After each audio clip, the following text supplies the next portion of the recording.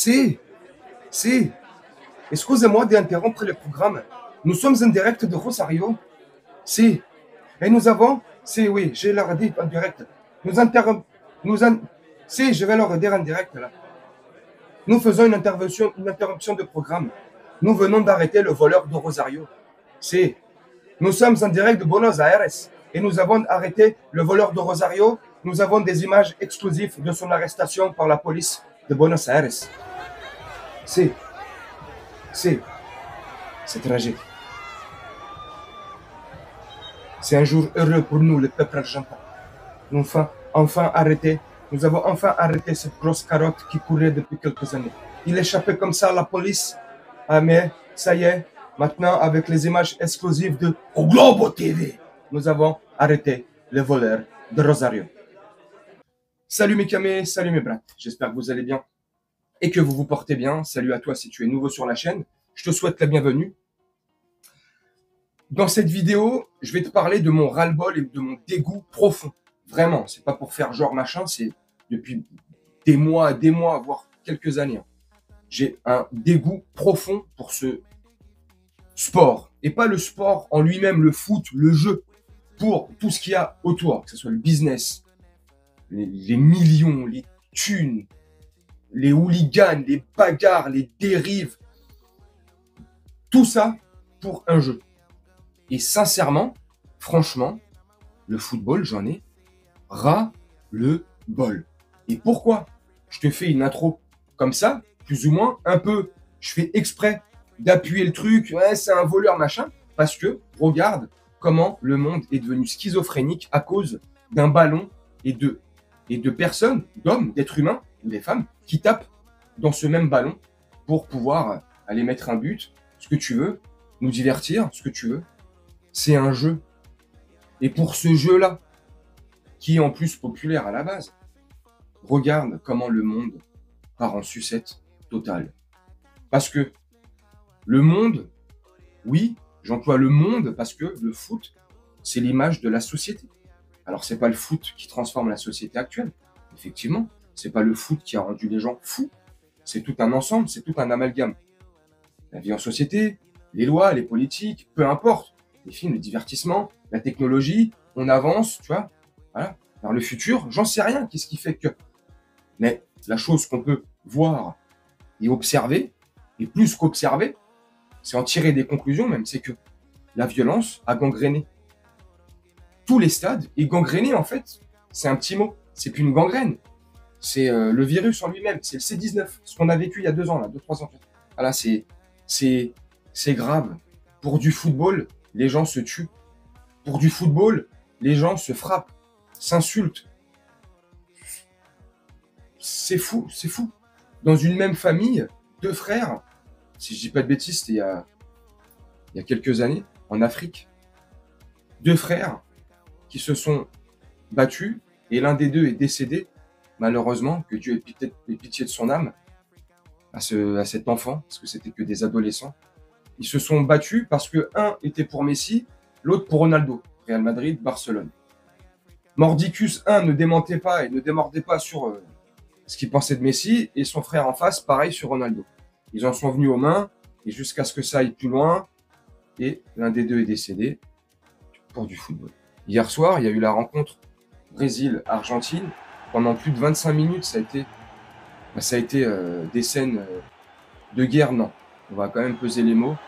Mais ça a été des scènes atroces, horribles. Voilà.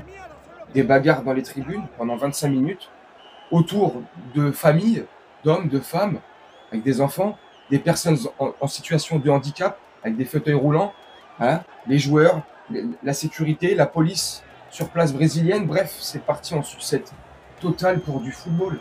4 jours avant, c'était aussi parti, un peu moins en freestyle, hein, bien sûr, on va peser les mots, mais Uruguay-Argentine, bref, pour du football. Dernièrement, en France, Marseille-Lyon, l'entraîneur lyonnais, Grosso, qui a eu 12 points de suture, si je dis pas de bêtises, parce qu'il s'est reçu un pavé ou une canette de bière à travers son bus, ça a éclaté la vitre. Bref, il y a 2 ans déjà, Paris-Marseille, des histoires avec Nice, le PSG, hein, on n'est pas exempt. Il y a quelques années, au sein du PSG, il y a plusieurs années, oui, effectivement, il y avait des problèmes aussi de hooliganisme, et au-delà de l'hooliganisme, c'est la bagarre, pour rien. Je suis le premier à dire, pendant des matchs comme ça, l'adversaire, on peut le charrier, on peut le taquiner, lui envoyer des petites punchlines, mais j'ai pas de haine.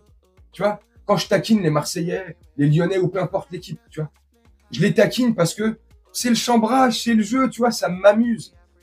Mais j'ai pas de haine derrière ça. À partir du moment où la haine commencerait à prendre le pas, stop, ça s'arrête. C'est pas pour être haineux, c'est pas pour attiser la haine, mettre de l'huile sur le feu, pour essayer de chercher quoi que ce soit d'ailleurs. Non, c'est se charrier, tu vois. Voilà. Vulgairement, se charrier, tu vois. S'invictiver, s'envoyer des punchlines. Parce que ton club, il pue. Non, c'est toi. Toi, tu pues. Non, moi, je pue. Mais c'est fini, ce stade-là. Ce stade-là est dépassé depuis longtemps. Maintenant, c'est de la violence à outrance. Pour rien. À l'image, une fois de plus, je me rappelle de la société. Oui, effectivement, ouais. Mais quand même, tant bien même, c'est quand même dans le football. Et c'est grave. C'est grave de se dire que tu peux pas aller dans un stade, peu importe le stade, hein. Je stigmatise personne, t'as vu, hein, je vise personne. Hein. C'est une généralité. Mais c'est difficile de se dire, et c'est grave surtout, de se dire, je suis là, j'ai envie d'aller au match ce soir avec ma femme, mes enfants.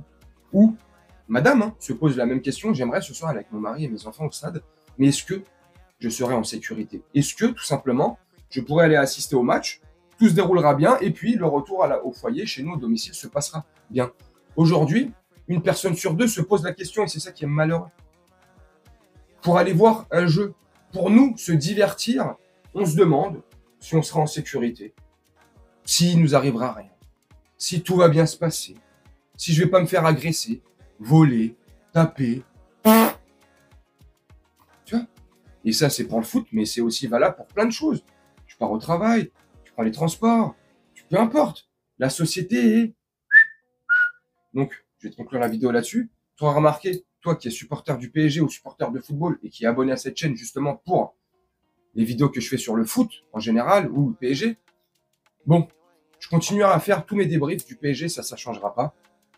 Tous les après-matchs, tous les débriefs à chaud ou à froid, je continuerai à les faire parce que ça m'anime, je kiffe, c'est mon club, c'est le football. Malgré tout ça, j'aime quand même le football. Mais je vais mettre une grande distance et une bonne distance avec le football pour mon bien-être mental, cérébral, tu vois. Mettre une petite distance avec les réseaux. Le seul réseau social auquel je ne mettrai pas de distance, c'est YouTube. Parce que franchement, c'est mon réseau social préféré. Voilà, c'est celui-là avec qui je m'exprime le mieux, je trouve. Je peux être en relation avec vous, en communication, on communique en commentaire ou sur les réseaux sociaux, là, mais j'aime plus trop ça, en message privé. Voilà. J'aime YouTube, donc je continuerai YouTube. Twitter, je suis pas actif sur Twitter, je vais juste lire les trucs qu'il y a sur Twitter. Je suis pas actif sur Instagram. Justement, j'avais déjà mis une barrière par rapport à tous ces réseaux il y a quelques années parce que j'avais pas envie que ça me gangrène le cerveau. L'algorithme, les couleurs, la colorimétrie, comment est travaillé et étudié toutes ces applications, c'est fait exprès pour te coller un maximum devant cet écran. Donc, je m'évite. Je me préviens avant de me guérir. Tu vois? Enfin bref. Et pourquoi je te dis ça? Je sais même plus pourquoi je te dis ça en fait. Tu vois, je suis un fou. Oui. Les débriefs d'avant-match. Enfin, les avant-matchs, par contre, ça, je vais les arrêter.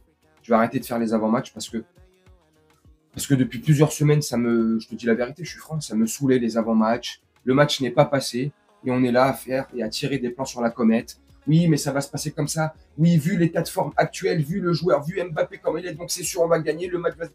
C'est jamais une science exacte. Le ballon est rond. Tant que l'arbitre n'a pas sifflé la fin du match, le résultat, tu peux pas le deviner et donc le vainqueur non plus. Tu vois, il y en a les spéculations, les trucs, machin, hein, et puis, d'où là aussi l'objet de la vidéo, cette haine qu'il y a dans le football, depuis que je fais beaucoup de vidéos sur l'actualité en général, TMP, Hanouna, Koé, ce que tu veux, le cinéma, bah, j'ai beaucoup plus de retours, beaucoup plus de retours positifs. Bah, je fais forcément plus de vues, donc franchement, c'est un plus, je vais pas arrêter, je suis franc.